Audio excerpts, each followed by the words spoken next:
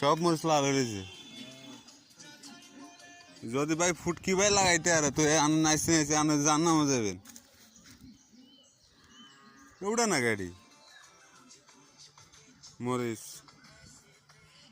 ওইটা হচ্ছে মাইরা এই দেখের মরিচ এই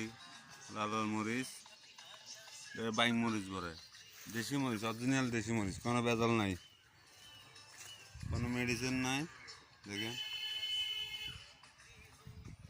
এটা আমাদের মূলা ছিল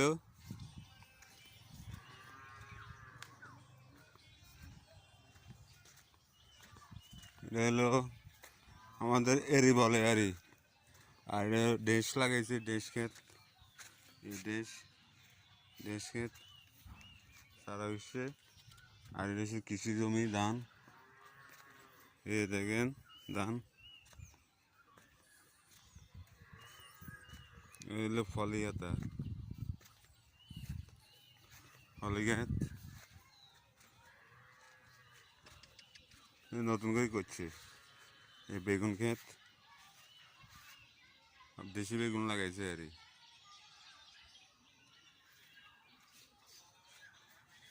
আমাদের আব্দুল মালিক ভাই সে টিকটক করে এখনো কোনো সময় ভাইরাল হইতে পারে নাই